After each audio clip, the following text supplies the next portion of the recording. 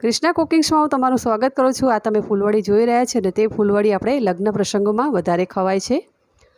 તો દરેક પ્રસંગમાં આપણે ફૂલવડી તો હોય જ છે।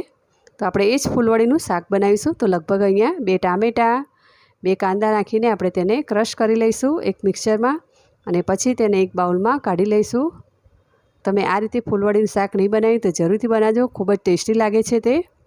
તો અહીંયા એક જાડા તળિયાવાળું વાસણ લઈ લઈશું આપણે, તેમાં લગભગ 1 મોટો ચમચો તેલ નાખીશું, અને તેમાં થોડું જીરું નાખી દઈશું, હિંગ નાખી દઈશું, અને જે કાંદા ટામેટાની આપણે પેસ્ટ બનાવી હતી તે નાખી દેવી અને તેને બરાબર સાતળી લેવું।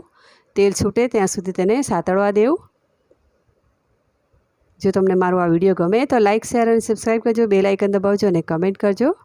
અને પછી તેમાં લીલા ધાણા અને લસણ મરચાંની પેસ્ટ નાખીશું, 1 ચમચી મરચું નાખીશું, 1 ચમચી ધાણા પાવડર, અડધી ચમચી હળદર, બધી વસ્તુ નાખીને તેને સરસ મજાનું મિક્સ કરી લઈશું અને તેને થોડીક વાર માટે ચડવા દઈશું મસાલાને। તે તેલ છૂટે ત્યાં સુધી તેને ચડવા દેવું। તો અહીંયા સરસ મજાનું તેલ છૂટી ગયું છે। તો ટેસ્ટ પ્રમાણે થોડું મીઠું નાખીશું। આપણે ફૂલવડીમાં મીઠું હોય તેનું ખાસ ધ્યાન રાખવું। અને અહીંયા 1.5 ચમચી જેટલી આપણે ખાંડ નાખીશું, જે ટામેટાની ખટાશ પણ જળવાઈ રહે તેની સાથે। તો બરાબર તેને મિક્સ કરી લેવું।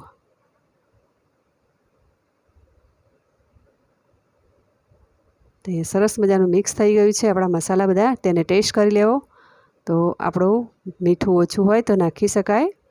તેમાં લગભગ 2 થી 3 ચમચી જેટલું આપણે દહીં નાખીશું ફેટીને, અને થોડુંક પાણી નાખી દેવું અને બરાબર તેને મિક્સ કરી લેવું।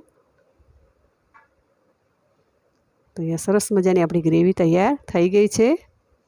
તો તમે કોઈ દિવસ આ રીતે શાક નહીં બનાવ્યું તો જરૂરથી બનાવજો, ખૂબ જ ટેસ્ટી લાગે છે અને ખાવાની પણ મજા પડી જાય છે। હવે આપણે તેમાં ફૂલવડી પણ નાખી દઈશું। શાક આપણું તૈયાર થઈ ગયું છે। તો ફૂલવડી નાખી દેવી અને થોડું પાણી નાખવું, અને પાછા થોડા લીલા ધાણા નાખીશું, બરાબર તેને મિક્સ કરી લઈશું। તો આપણું સરસ મજાનું ફૂલવડીનું શાક તૈયાર થઈ ગયું છે। તો તમે પણ ચોક્કસથી જરૂરથી આ રીતે બનાવજો, ખૂબ જ ટેસ્ટી લાગે છે।